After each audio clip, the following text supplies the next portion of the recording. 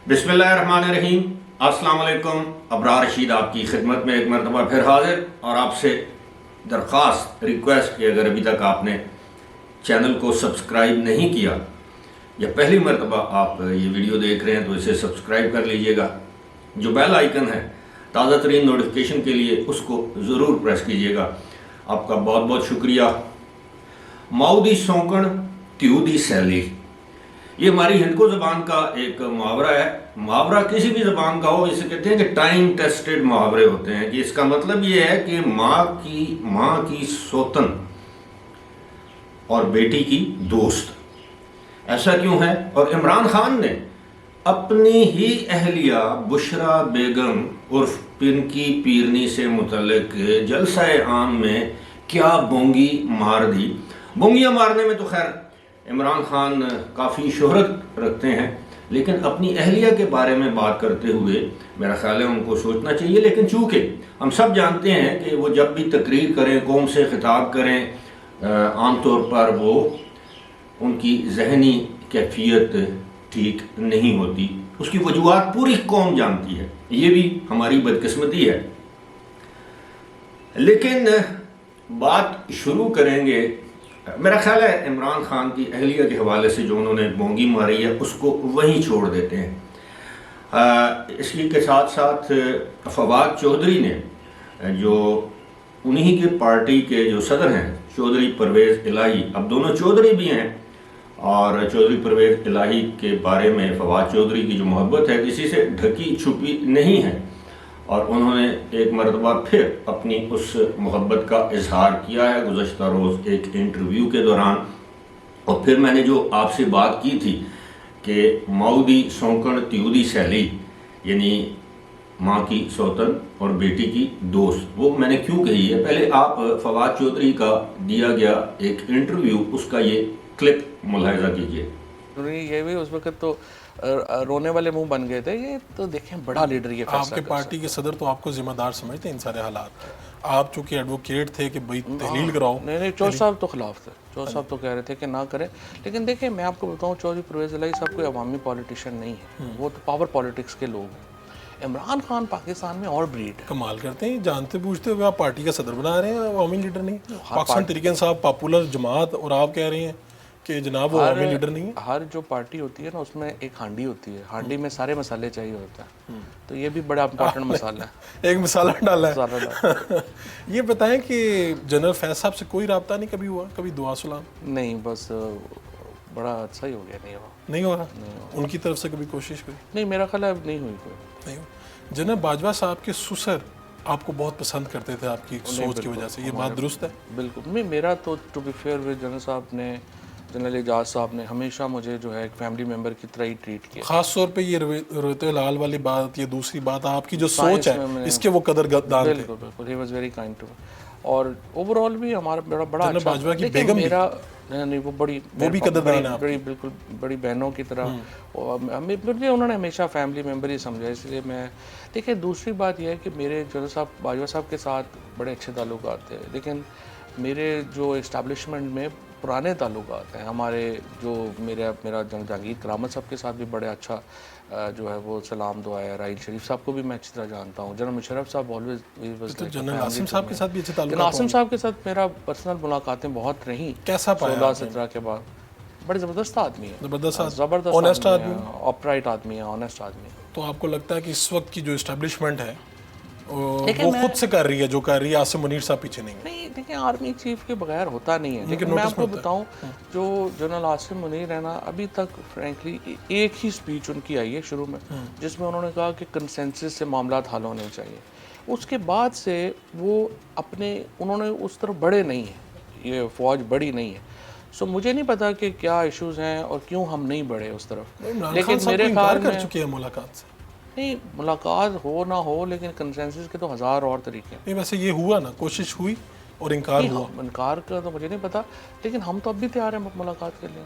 कोई ऐसा प्रॉब्लम नहीं। पैगाम भिजवाएं ना, भिजवाएं। नहीं, हमने तो प्रेसिडेंट साहब को कहा हुआ है, प्रेसिडेंट साहब को कहा हुआ है। अब आपकी तरफ से मुज़ाकरात प्रेसिडेंट साहब कर रहे हैं या प्रेसिडेंट साहब मुलाकात का एहतमाम करेंगे? प्रेसिडेंट की एक पोजीशन है ना जी, प्रेसिडेंट साहब के साथ पोजीशन है। प्रेसिडेंट साहब जब भी बुलाएंगे हम मुलाकात हो जाएगी। कोई बात चल रही?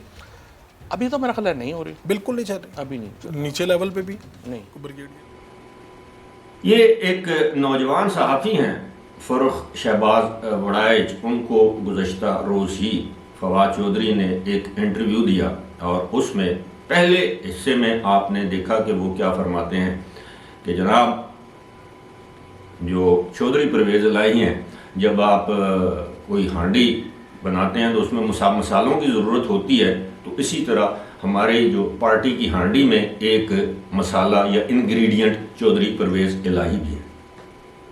اب چودھری پرویز الہی، آپ کو یاد ہوگا کہ جب فواد چودھری گرفتار ہوئے تھے تو چودھری پرویز الہی کی ایک آڈیو سامنے آئی تھی جس میں وہ کہتے ہوئے سنائی دیتے ہیں کہ یار اینو گالی دے کے، ماں کی گالی دے کے اور بہن کی گالی دے کے کہتے ہیں کہ اینو تے موٹے نو تو پہلے گرفتار ہونا چاہیے سی کہ ساڑیاں اسمبلیاں بچ جانیاں، یعنی یہ پنجاب کی اسمبلی کو توڑنے کے لیے یہ پیش تھے۔ اس کی وجہ یہ ہے کہ ظاہر ہے قومی اسمبلی سے انہوں نے استعفے دے رکھے تھے، اور پنجاب میں فواد چودھری جو ہیں وہ عثمان بزدار کی جگہ وزیر اعلیٰ بننے کے خواہشمند تھے۔ عثمان بزدار کے بعد پھر ظاہر ہے کس کا دل نہیں کرتا کہ وہ وزیر اعلیٰ بنے۔ بہرحال دونوں یعنی جو صاحبان ہیں چودھری پرویز الہی اور فواد چودھری، یہ ان کے درمیان جو ہے وہ جو دشمنی ہے وہ ڈھکی چھپی نہیں ہے، پوشیدہ نہیں ہے۔ اور دوسری بات یہ ہے، اگر آپ کو یاد ہو تو جس دن پریس کانفرنس کی گئی تھی اس دن بھی اب اندازہ کیجئے کہ پارٹی کا نائب صدر اعلان کرتا ہے کہ جی ہم پارٹی کا صدر اس شخص کو بنا رہے ہیں، چودھری پرویز الہی کو بنا رہے ہیں، تو یہ بھی ایک لحاظ سے ایک تضحیک آمیز بات تھی جو کہ عمران خان نے چودھری پرویز الہی کے ساتھ کی۔ اور چودھری پرویز الہی یہ کوئی معصوم سیاستدان نہیں ہے، بڑے زیرک منجھے ہوئے شاطر قسم کے سیاستدان ہیں، اور وہ ان چیزوں کو بھلائیں گے نہیں۔ اور ان کا اصل ہدف کیا ہے؟ ان کا اصل ہدف یہ ہے کہ جس دن عمران خان نااہل ہو، اور وہ دل میں دعا کر رہے ہوں گے کہ نہ صرف عمران خان نااہل ہوں بلکہ جیل میں جائیں اور پیچھے سے چودھری پرویز الہی پارٹی پر قبضہ جما لیں، کیونکہ چودھری پرویز الہی کے پاس وہ تمام وسائل موجود ہیں، اسباب موجود ہیں جس کی وجہ سے وہ اس پارٹی پر قبضہ کرنے کی اہلیت اور صلاحیت رکھتے ہیں۔ سب سے بڑا یہ ایک تو یہ کہ ان کے پولیٹیکل کانٹیکٹس ہیں، دوسرا یہ کہ اسٹیبلشمنٹ کے کچھ حصے کے ساتھ اب بھی ان کی ٹھیک ٹھاک یعنی بنتی ہے، اور سب سے بڑھ کر یہ ان کے پاس سرمایہ ہے پارٹی پر انویسٹمنٹ کے لیے، لوگوں پر انویسٹمنٹ کے لیے۔ اب یہ خیر وہ دیکھ لیا آپ نے کہ ہانڈی اور مسالہ، اب تو اس پر وہ بلکہ اب تھم نیل پر بھی آپ نے دیکھا ہوگا کہ چودھریوں کے نام پہ اب مسالہ کی میمز بننے شروع ہو گئے۔ اب جناب اسی ویڈیو کے آخری حصے میں جو کلپ آپ نے دیکھا ہے، جس کے حوالے سے میں نے محاورہ آپ کے سامنے پیش کیا، وہ یہ ہے کہ فواد چودھری سے جب یہ سوال کیا گیا تو وہ یہ کہتے ہیں کہ جناب یہ جو آرمی چیف ہیں بڑے زبردست انسان ہیں، ٹھیک ہے۔ اب اس سے کیا ظاہر ہوتا ہے کہ اسٹیبلشمنٹ کے ساتھ ان کے تعلق ہیں، اب بھی ہیں، اور وہ اسی انٹرویو کے ایک حصے میں وہ خود کہتے ہیں کہ جناب ان کے تو جنرل جہانگیر کرامت کے ساتھ اچھے تعلقات تھے، ان کے تو جنرل پرویز مشرف کے ساتھ بہت ہی اچھے تعلقات تھے، ان کے جنرل راحیل کے ساتھ، جنرل باجوہ کے ساتھ، جنرل باجوہ کے گھر آنا جانا، جنرل باجوہ کے سسر کے ساتھ۔ لیکن یہ جو حافظ صاحب ہیں، اب ان کی وہ تعریفیں تو کر رہے ہیں لیکن ان کے تعلقات نہیں ہیں۔